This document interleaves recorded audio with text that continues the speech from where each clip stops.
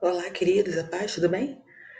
Estamos aqui hoje para mais uma aula da nossa Bereana. Chegando já ao finalzinho desse trimestre aí, esse trimestre um pouco diferente, né? Vamos falar hoje sobre a lição 11. Estamos a bem pouquinho do final. O último mandamento do Decálogo: não cobice os bens alheios. O nosso texto base, bíblico, está em Miqueias 2, do 1 ao 5, Abacuque 2, 9. E o terceiro texto está em Lucas 12, 15. O nosso texto áureo está no próprio texto do Decálogo. Não cobiçarás a casa do teu próximo, a mulher do teu próximo, nem o seu servo, nem a sua serva, nem o seu boi, nem o seu jumento, nem coisa alguma do seu próximo. Êxodo 20, 12. Talvez dos 10 mandamentos esse seja o mais extenso, né? O que mais traz aí especificações. Partindo para algumas definições sobre cobiça, eu achei uma muito interessante do pastor Hernandes Dias Lopes, que diz: a cobiça é mãe do pecado e avó da morte. Cobiça, mãe do pecado e avó da morte. Baseado em Tiago 1,15, que diz: a cobiça, depois de haver concebido, dá-lhes o pecado, e o pecado, uma vez consumado, gera a morte. Cobiça, mãe do pecado e avó da morte. Guarda isso. O que é a cobiça? Né? Vamos lá para algumas definições de cobiça. A cobiça é a ganância insaciável, é o apetite que nunca se farta. É um pecado de ingratidão, porque o cobiçoso nunca está satisfeito com o que tem. Voltando um pouquinho, ele tira os olhos de tudo que tem para colocá-los sobre aquilo que ele não tem. O olhar da cobiça é sempre de comparação, de competição e nunca de compaixão. É um pecado de ingratidão, né, gente? Porque o cobiçoso ele não consegue enxergar prazer, ele não consegue agradecer, não consegue ser grato por aquilo que ele tem, ele não enxerga, né? As coisas boas que o cercam, ele só consegue gastar energia e desprender força naquilo que ele não tem. Vamos lá. Os 9 primeiros mandamentos são mandamentos mais objetivos, né? São atitudes, pecados que aparecem, são externalizados. O 10º já não é. O 10º é o pecado do foro íntimo. É o pecado das intenções do coração, é o mal secreto. O cobiçoso pode até não ser pego pelo tribunal dos homens. É mais uma definição do pastor Hernandes Dias Lopes. Nenhum tribunal humano, ele diz, né, tem competência para julgar a intenção do coração de ninguém, para julgar a cobiça, o foro íntimo das pessoas. Ela pode até não ser pega pelo tribunal dos homens, a cobiça, mas com certeza não passa impune pelo tribunal de Deus, porque a cobiça pode até não ser crime, mas não deixa de ser pecado. Cobiça é pecado. Continuando, não cobiçarás é o último mandamento do decálogo, é o 10º, né? A lei é para impor os limites ao homem, e a cobiça é o pecado que nunca se farta, e por isso rompe limites. Então, infringir o 10º mandamento significa infringir toda a lei. A Bíblia vai dizer em Colossenses 3,5 que a cobiça é idolatria. Paulo vai dizer: guardai-vos da prostituição, lascívia, desejo impuro. E por último, ele lista nessa lista toda que ele coloca, a última coisa que ele põe: guardai-vos da cobiça, que é idolatria. Algumas versões vão trazer da soberba, da avareza, está tudo junto ali de mão dada com a cobiça, que é a idolatria. Isso seria infringir o primeiro, o segundo e o terceiro mandamento. A cobiça é a busca insaciável pelas coisas, por isso pode levar o homem a romper os limites do trabalho, o que seria uma transgressão ao 4º mandamento, não guardar um dia de descanso, trabalhar sem parar. Eclesiastes 4, 7, 8 vai trazer um exemplo disso. Salomão, o pregador, né? Vai perguntar: eu vi um homem debaixo do céu, vai dizer, né? Vi um homem debaixo do céu que não tem filho, não tem irmão, mas todavia trabalha sem parar e não dá descanso aos seus olhos. E vai dizer: para quem que eu vou deixar isso tudo? É o trabalho incansável pela busca de bens, quero fartar minha alma de bens, então trabalho sem parar e não dou descanso aos meus olhos. Obviamente, o cobiçoso que não consegue romper, não consegue respeitar limites, não vai respeitar limites de pai e mãe. E aí vai transgredir o 5º mandamento. A cobiça também pode levar ao adultério, e aí se quebraria o 7º mandamento. A Bíblia tem exemplos sobre isso, a gente vai falar daqui a pouco. A cobiça também pode levar ao furto. A gente está vendo aqui o exemplo de Mica, eu coloquei aqui o exemplo de Mica, mas ao longo da lição a gente vai ver outros casos na Bíblia em que a cobiça também terminou em furto, terminou em roubo, em se pegar e se apropriar do que é do outro. A cobiça também pode levar alguém a difamar uma pessoa, que é o alvo da sua cobiça e da inveja, que seria aí a quebra do 9º mandamento. Uma das armas do invejoso, do cobiçoso, o invejoso até um pouco além, ele quer destruir a reputação daquele que é o objeto da sua inveja. Então ele começa pela difamação, né? Começa inventando falso testemunho, começa distorcendo a verdade, e aí o não cumprimento de não cobiçarás desencadeia aí no cumprimento do 9º mandamento também. A cobiça levou Davi a transgredir o 6º, o 7º e o 9º mandamento. A gente vai falar um pouquinho mais de Davi aí adiante. O que mais que a Bíblia fala sobre a cobiça? A Bíblia vai dizer que esse espírito de ganância destrói aquele que o possui. A cobiça gera, né? Ela promove, ela alimenta a ganância. O cobiçoso cobiça todo dia. O cobiçoso levanta contendas aí, ó. O falso testemunho, a briga. Mas o que confia no Senhor prosperará. Quem ama o dinheiro jamais dele se farta. E depois Paulo vai dizer, né, a Timóteo que o amor ao dinheiro é que é a raiz de todos os males. Não é o dinheiro. A Bíblia diz que o dinheiro é tudo responde, por tudo responde. Mas o amor ao dinheiro é a raiz de todos os males. Por quê? Quem ama o dinheiro jamais dele se farta. É a cobiça. Todo o trabalho do homem é para sua boca, contudo nunca se satisfaz o seu apetite. Melhor é a vista dos olhos do que o andar ocioso da cobiça. Melhor é aquilo que temos do que o desejo da alma, vai dizer uma outra versão, alguma coisa parecida assim. O que o pregador está dizendo? Melhor é a vista dos olhos, aquilo que está ao nosso alcance, aquilo que a gente tem, aquilo que a gente vê, aquilo que é nosso, do que o andar ocioso da cobiça, ou do que aquilo que a nossa alma deseja, aquilo que não está ao nosso alcance. Mais um pouquinho. A cobiça não conhece o que é o pão de cada dia. A cobiça não conhece porção diária. O pão nosso de cada dia é uma oração que o cobiçoso não sabe fazer. A Bíblia ainda diz lá em Mateus 6, continuando aí o texto, o capítulo, o versículo que a gente está recitando bastante esse ano: buscai primeiro o reino de Deus, a sua justiça, e todas as coisas vos serão acrescentadas. O problema é que a cobiça leva a pessoa a buscar as coisas. O cobiçoso não tem os olhos no reino. O cobiçoso tem os olhos nas coisas. Ele tira o foco daquilo que se deve buscar e busca as coisas que devem ser acrescentadas. Porção de cada dia ele sabe nem o que é. Aí Jesus, mais um pouquinho à frente, também é um versículo que está no nosso texto básico, diz o seguinte: guardai-vos de toda espécie de cobiça, porque a vida do homem não consiste na abundância dos bens que ele possui. Tiago 1, 14 e 15 vai falar da tentação. Tiago vai dizer lá na sua epístola que Deus não tenta ninguém, e ele também não é tentado. Mas cada um é tentado pela sua própria cobiça, quando esta atrai e o seduz. Esta o atrai e o seduz. E aí vai dizer o versículo lá que deu origem à grande frase lá do pastor Hernandes Dias Lopes, né? Porque a cobiça, depois de haver concebido, dá luz ao pecado, e o pecado, uma vez consumado, gera morte. É um ciclo. A cobiça leva a uma gestação do pecado, né? Vai gerando, até que ele se consuma e traz a morte. A gente já viu um pouquinho disso que aconteceu na vida de um grande homem de Deus, o homem segundo o coração de Deus, passou por esse ciclo da cobiça aí. Interessante também, deixa eu só botar aqui um pouquinho no Tiago. Ele fala que cada um é tentado pela sua própria cobiça, então ele tira o foco, né, de Deus. A origem da tentação não está em Deus, a origem da tentação está no nosso coração, inclinado para o mal, ativo para o mal. Mas é interessante também que Tiago não bota a culpa no diabo, não. Cada um é tentado pela sua própria cobiça. Olha o poder que a cobiça tem. Não é à toa que o decálogo termina com não cobiçarás e se estende. Não cobiçar o quê? Né? A gente vai ver aí um pouquinho mais à frente. A cobiça e a inveja. A cobiça e a inveja podem até não ser a mesma coisa, mas andam de mão dada. A cobiça anda de mão dada com a inveja, anda de mão dada com a avareza, anda de mão dada com a soberba. A cobiça só anda com quem não presta.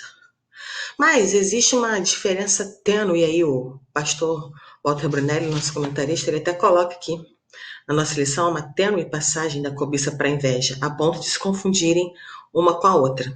Enquanto a cobiça acentua o desejo por algo que não é seu, a inveja odeia o fato de esse objeto pertencer a outra pessoa.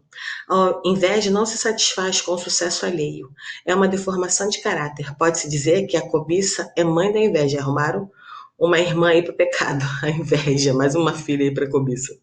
Enfim, voltando aqui, eu queria trazer mais uma definição para complementar aqui, que encontrei para vocês, que diz o seguinte: a cobiça é a necessidade de ter o que o outro tem, sem medir esforços para alcançá-lo. Geralmente, o cobiçoso não representa uma ameaça para o outro, porque, apesar de competir com o outro, ele não quer tomar o que o outro tem, o que é o seu. O importante é ter também. O cobiçoso é um eterno insatisfeito. Já a inveja não só cobiça o que é do outro, mas também empenha-se em minar a felicidade do outro. É um esforço em eliminar a alegria do outro e aquilo que é o objeto de sua felicidade. Procuremos minimizar, eu gostei da frase que eu achei dessa moça aqui nesse site, tá a fonte aqui embaixo. Ela diz o seguinte: procuremos minimizar os impactos da cobiça e da inveja sobre nós e potencializemos nossa capacidade de se alegrar com os que se alegram. Eu não tenho gerência sobre o sentimento dos outros, sobre as atitudes dos outros. Eu não tenho como controlar o desejo, controlar o desejo incontrolável, né? Não tenho como administrar a inveja de ninguém, a cobiça de ninguém, mas eu tenho o poder de decidir como isso me afeta. Eu tenho a capacidade de pôr limites à ação do outro. Eu não tenho como controlar a inveja de ninguém, mas eu tenho como impedir que isso me paralise. Eu tenho como determinar até onde isso me machuca, até onde isso me envolve. E aí ela coloca isso aqui, ela termina muito bem essa frase, ela diz: potencializemos nossa capacidade de se alegrar com os que se alegram. Tem uma coisa que o invejoso não faz. O invejoso só se alegra com a desgraça do outro. A cobiça dele é tão grande que ele é movido a promover a destruição do outro, a tirar aquilo que faz o outro feliz. Ele não quer só ter uma casa igual a do outro. O cobiçoso é isso. O cobiçoso quer ter uma casa igual a do outro. Ele quer ter o tênis igual do outro, a mochila igual do outro, a bolsa igual da outra. O invejoso não. Ele quer ter igual do outro, mas ele quer que o outro não tenha. Ele quer destruir aquilo que faz o outro feliz. A inveja é coisa do maligno. E ela tira a capacidade de se alegrar com os que se alegram. E Paulo vivia o que ele pregava. Em 2 Coríntios 7, por exemplo, ele se alegra com a alegria de Tito. Tito chega na igreja de Corinto e fica tão feliz com o que vê, né, com a situação que ele encontra lá, e ele conta isso para Paulo. Paulo, de ver Tito alegre, fica alegre também.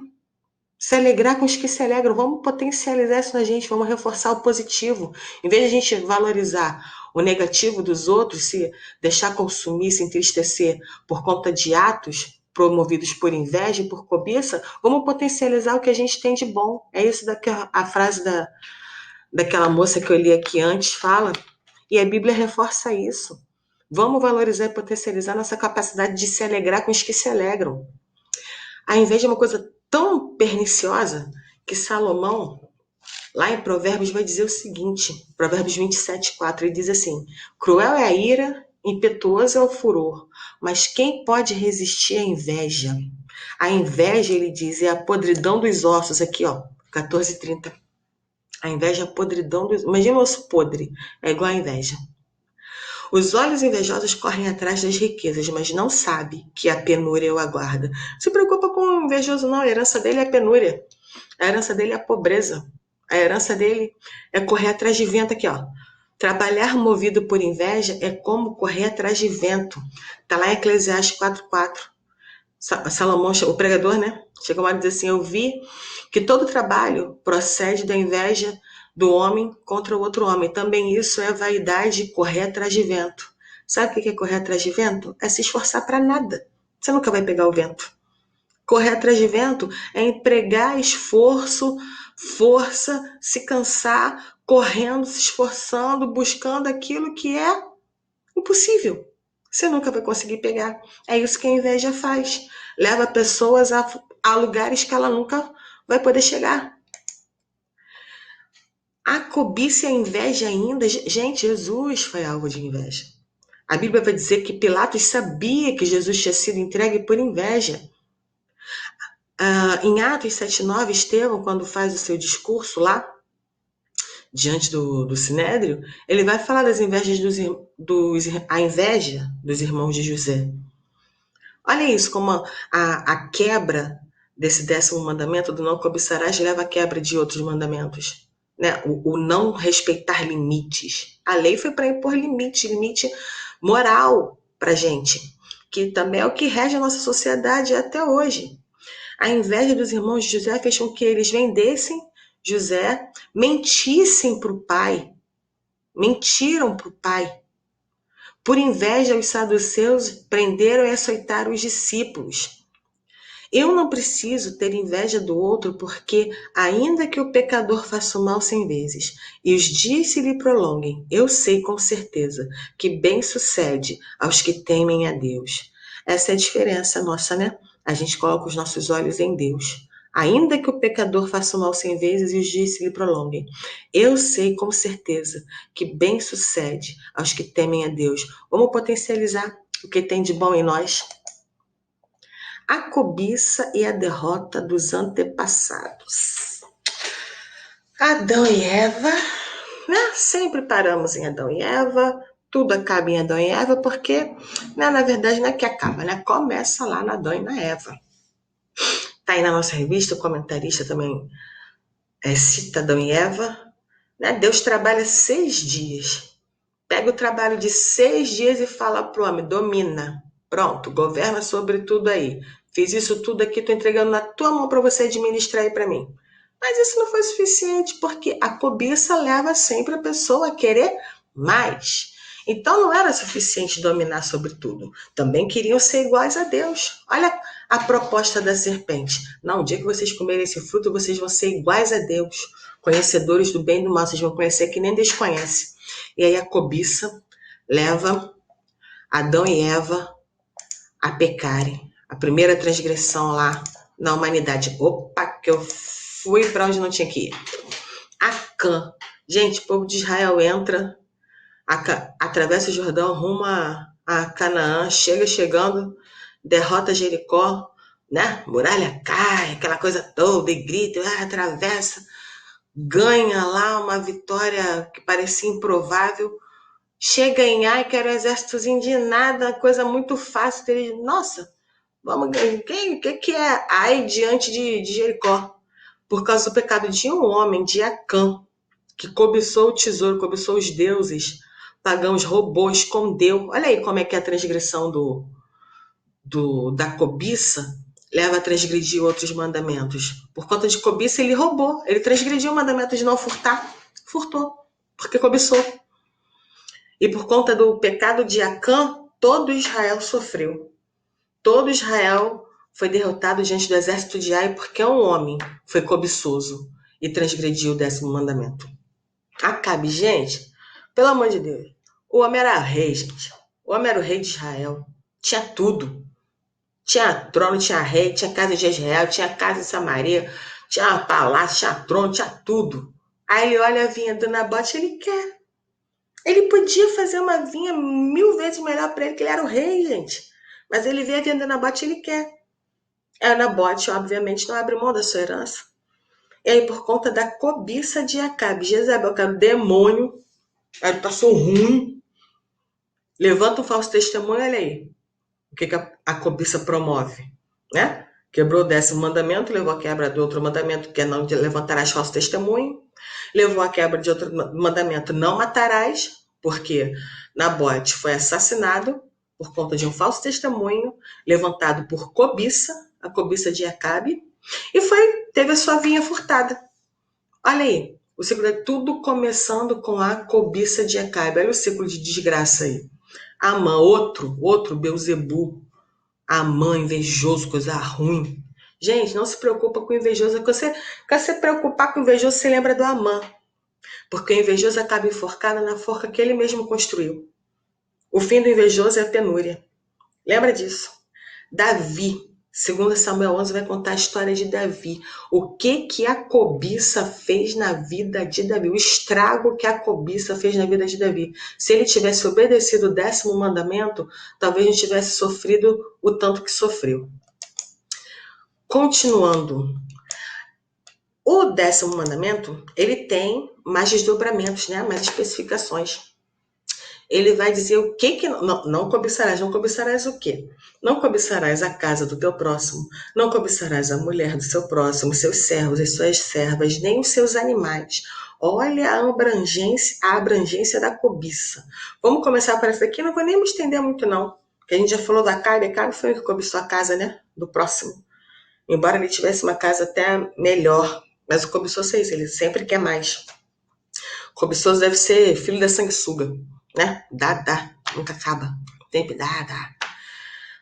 A grama, ó, a frase, né? Que resume. A grama do vizinho é sempre mais verde. Ah, encontrei essa citação aqui, encontrei tanta autoria para ela que eu resolvi colocar só o site de onde eu tirei essa frase, tá? Diz assim: se a grama do vizinho parece mais verde, é porque você olha demais para ela e esquece de regar a sua. É o que o cobiçoso faz. Ele tira os olhos, ele tira o foco daquilo que ele tem e ele projeta o seu olhar naquilo que ele não tem. Ele jamais consegue ser grato, consegue ser realizado, consegue ser satisfeito com aquilo que é dele, com aquilo que ele já conquistou. Não, ele está sempre murmurando, ele está sempre insatisfeito, está sempre inquieto com aquilo que ele ainda não tem. O foco dele não é o que ele tem, o foco é aquilo que ele ainda não tem e que o outro tem. Então, para o cobiçoso, a grama do vizinho é sempre mais verde. Sendo que ele também tem a grama dele, né? Só não rega. Por isso que a do vizinho é mais verde. Não é que o vizinho seja melhor do que ele. É ele que é o cobiçoso. Não cobiçarás a mulher do teu próximo. Olha o Jó. Muito antes que houvesse lei, houvesse Moisés, houvesse decálogo, olha o que Jó está falando. Fiz aliança com os meus olhos, como, pois, os fixaria numa donzela? Já não está falando em consumar o ato de adultério. Ele está falando em olhar. Olha aqui. Como, pois, fixaria os meus olhos numa donzela? Está falando da intenção. Está falando do desejo. Cobiçar a mulher do próximo. Cobiçar aquilo que não é seu. E aí Jesus, no Novo Testamento, vai reforçar isso. Não adulterarás. Jesus diz, já ouviste que disseram a vocês, não adulterarás. Eu, porém, vos digo, qualquer que olhar para uma mulher com intenção impura no coração, já adulterou com ela. Jesus puxa um pouquinho mais que a lei, né, gente? Puxa um pouquinho mais que a lei. E aí, lembram lá da citação do pastor Hernandes Dias Lopes? Né? A cobiça é a mãe do pecado e a avó da morte? Lembra que eu falei que a cobiça leva uma gestação, né, um processo, um ciclo de pecado? Olha aqui, ó. É isso daqui, exatamente isso daqui. Quem é da área aí da psicologia, né, da psicanálise, vai falar disso daqui muito melhor do que eu. Mas o pensamento leva ao sentimento, e o sentimento leva à atitude. A cobiça, depois de haver concebido, leva ao pecado, e o pecado consumado leva à morte. Por isso que Jesus vai falar aqui, ó, em Mateus 5, depois que ele fala isso, né? Se um homem olhar para uma mulher com intenção, já adulterou com ela, se os teus olhos forem maus, todo o teu corpo será mau. Todo o teu corpo será trevas. Porque, ó, olhei, capturei aquilo, ó, foi pro meu pensamento. Aquele pensamento remoendo aqui, a inveja sendo, concebendo aqui, aquilo, vai pro meu sentimento.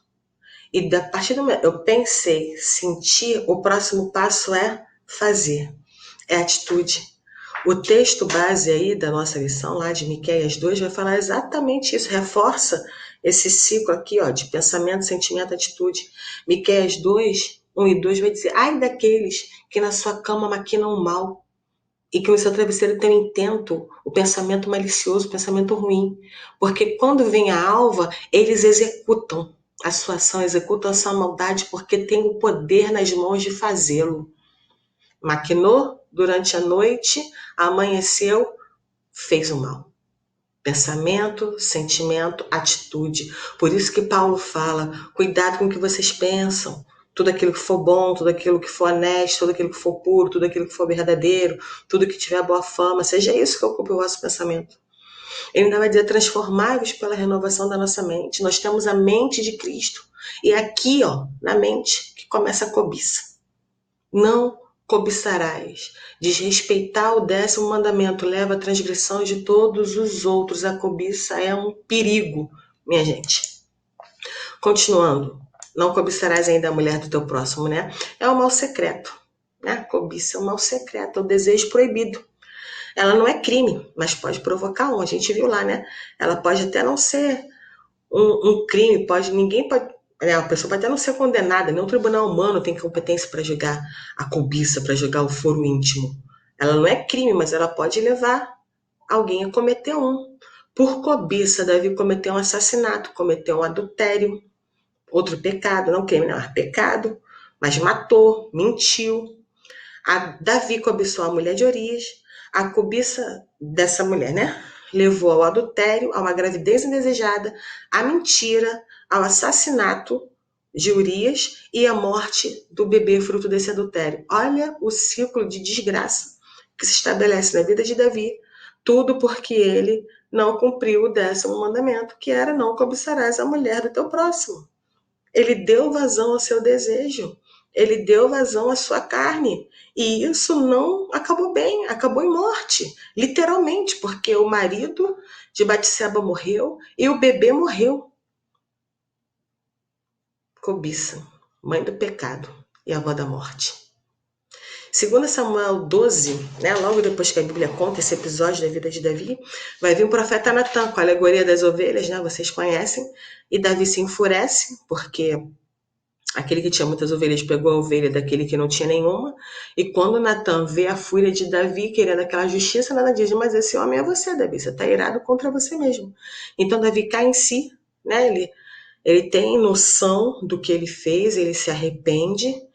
E a Bíblia diz ainda que através do profeta Natan, Deus vai dizer para Davi, Davi, eu te fiz rei sobre Israel, eu te dei a casa de Saul, eu coloquei as mulheres de Saul no teu braço, nos teus braços. Eu te dei a casa de Israel, eu te dei a casa de Judá. Mas se isso ainda fosse pouco para você, eu tinha te dado mais coisa. Por que você me desprezou tomando a mulher de Urias e matando ele? Por que você me desprezou tomando a mulher de Urias e me entregando a espada dos amorreus? A espada nunca vai se apartar da tua casa. E não se apartou mesmo, não. Porque depois ele foi vítima da cobiça do filho dele, da inveja do filho dele. Um ciclo de desgraça que não precisava ter acontecido se ele simplesmente obedecesse ao mandamento de não cobiçar a mulher do próximo. Mas Deus, que é um Deus especialista em segundas chances, que é um Deus especialista em oferecer um novo recomeço, né? Mas enfim. Ele dá a Davi, a Batseba, a Salomão, porque Davi era o homem segundo o coração de Deus antes do trono. Ele não foi um homem segundo o coração de Deus porque estava no trono. Ao contrário, ele estava no trono porque era um homem segundo o coração de Deus. E ele se arrepende, porque o arrependimento é o caminho para o recomeço, é o caminho para a restauração. E Davi encontra isso, porque ele peca, reconhece, se arrepende, pede perdão, volta de onde caiu e continua. E Deus dá a Davi e Batseba a chance de recomeçar através de Salomão, porque pessoas boas também cometem erros. Não cobiçarás os servos, as servas e nem os animais do teu próximo.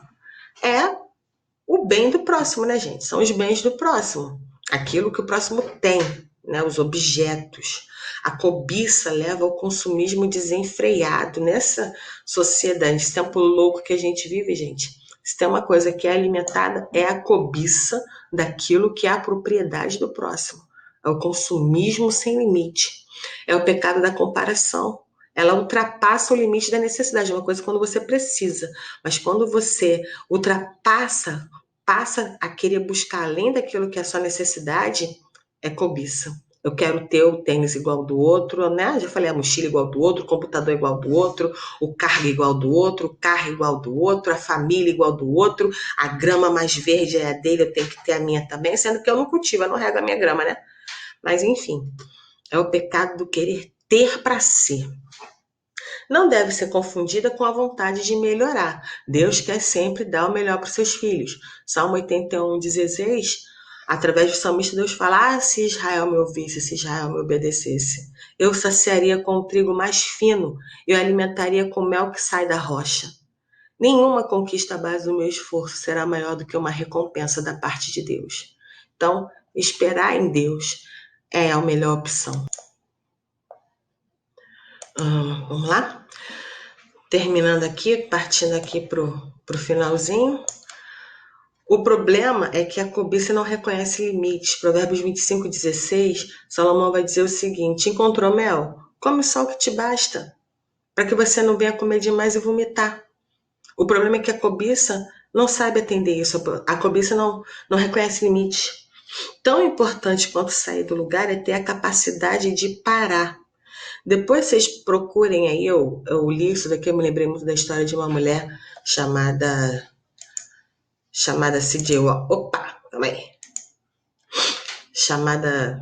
Ela ficou conhecida como Madame C.J. Walker, e ela foi a primeira mulher a entrar no Guinness Book como sendo a primeira mulher negra milionária, a primeira mulher a conquistar uma fortuna por conta própria. Ela era filha de escravos, trabalhava em uma produção de algodão, e ela chega a ser uma milionária.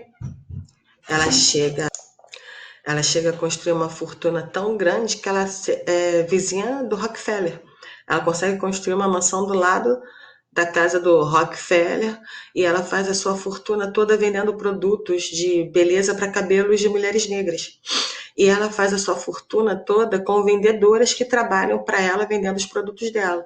Mas no fim da vida, perto do fim da vida, né? Ela não sabia ainda que ia morrer, mas ela já bem doente, enfim, ela consegue o contrato dos sonhos que ela queria, que ela batalhou a vida inteira para ter esse sonho realizado, que era ver os seus produtos espalhados por todo o território, todo o país, né, todos os Estados Unidos. E aí, quando ela consegue isso, ela conseguisse esse contrato milionário, ela já era muito rica. Se ela conseguisse esse contrato ainda, que era o sonho da vida dela, ela não precisaria mais das vendedoras. E as vendedoras ficariam sem seus empregos, sem a sua renda e tal. E aí as vendedoras fazem esse apelo a ela, que ela não aceite, que ela leve em consideração que ela enriqueceu por conta do trabalho delas também, e ela acata, ela abre mão de ser mais rica, de conseguir mais dinheiro do seu sonho, de querer conquistar mais em prol do outro, né? Em prol das suas vendedoras. Foi uma mulher que soube a hora de parar. Ela teve a capacidade de parar. A cobiça rouba isso da gente. A cobiça rouba a nossa capacidade de ter empatia. Essa mulher teve empatia. Ela reconheceu: nossa, eu cheguei até aqui também por conta do esforço dessas mulheres. E ela, sabendo a hora de parar, por conta disso, ela, né, tem um legado de história. Depois vocês procurem um pouquinho a história dela, mas é um exemplo de alguém que soube parar, cresceu, buscou crescimento, buscou sair do lugar, mas soube a hora de parar. Comeu mel, só o que bastou. Não precisou botar para fora aquilo que não lhe satisfazia. Como aplicar esse mandamento hoje? Para encerrar, gente, a nossa Bereana hoje, como aplicar esse mandamento? Não cobiçarás. Existe um jeito, gente, um antídoto contra a cobiça. Esse antídoto se chama gratidão. Não cobiçarás, quer aplicar o mandamento, quer cumprir, não cobiçar, seja grato, seja agradecido. Hebreus 13:5 vai dizer: seja a vossa vida sem avareza. Olha aí, ó, a amiguinha da cobiça. Contentai-vos com as coisas que tendes, porque ele tem dito: de maneira alguma te deixarei, nunca, jamais te abandonarei. A cobiça é duvidar da capacidade de Deus em suprir as nossas necessidades. A cobiça é duvidar da capacidade de Deus em dar, da capacidade de Deus em nos abençoar. Eu preciso correr, batalhar, conquistar, pegar e ter e ir atrás das coisas enquanto Deus tem para nos dar. Nenhum esforço meu é capaz de ser tão grande, tão recompensador quanto algo vindo da parte de Deus para mim. Filipenses, Paulo vai dizer: a gente fala tanto, tudo posso naquele que me fortalece, mas por que Paulo falou isso? Antes ele diz, porque eu aprendi a viver contente em toda e qualquer situação. Viver contente em toda e qualquer situação. A cobiça não permite isso. Mas a gratidão, ela ajuda a combater a cobiça. Eclesiastes 3,13 vai dizer que é dom de Deus que o homem possa comer, beber e desfrutar o bem de todo o seu trabalho. Quando você vê lá a Bíblia falando, Eclesiastes falando, que o homem trabalha sem cessar, que todo o trabalho que provém da inveja de um homem contra o outro é correr atrás de vento. Você não vai ver a Bíblia dizendo que isso é dom de Deus. Mas quando a Bíblia diz que comer, beber, desfrutar de todo o seu trabalho, do fruto do seu trabalho, aproveitar do seu esforço, isso sim é dom de Deus. E a cobiça não deixa o cobiçoso perceber isso. 1 Tessalonicenses 5,8, a Bíblia vai dizer: em tudo dai graças. E a paz de Deus, para a qual também fostes chamados em um corpo, domine em vossos corações e sede agradecidos. A gratidão livra o nosso coração da cobiça. Se você é grato, você consegue cumprir com facilidade o 10º mandamento. Para encerrar, gente, aqui ó, Salmo 131. Olha o que a Bíblia vai dizer. Senhor, não é soberbo o meu coração, nem é altivo o meu olhar. Não ando à procura de coisas grandes demais, nem de coisas maravilhosas demais para mim. Pelo contrário, fiz calar e sossegar a minha alma. Como a criança desmamada se aquieta nos braços de sua mãe, assim como essa criança, a minha alma é para contigo. Espero, ó Israel, no Senhor, desde agora e para sempre. Que a gente possa fazer essa oração. Deus, não é soberbo no meu coração, não ando procurando coisas maravilhosas demais para mim. Pelo contrário, quando a cobiça quer crescer aqui dentro, opa, vamos sossegar a alma. Existe um lugar para você sossegar. Esse lugar está em Deus. Assim como uma criança desmamada se aquieta nos braços da sua mãe, a minha alma se aquieta em Deus. Se você não se lembrar, não tiver mais motivo nenhum para ser grato, lembra disso daqui, ó. Eu, porém, quando acordar, me satisfarei com a tua semelhança. Quando você acorda de manhã e se olha no espelho, você está contemplando a imagem e semelhança de Deus. Só isso é motivo suficiente para você ser agradecido. Se você não tem motivos para agradecer pela sua vida, pela sua casa, pelo seu emprego, pela sua família, pelo seu sustento, se você não tem motivo nenhum para agradecer a Deus, que eu acho difícil, a gente sempre tem alguma coisa para agradecer. Quando você se olhar no espelho, você lembra disso daqui, ó. Quando acordar, eu me satisfarei com a tua semelhança e seja agradecido.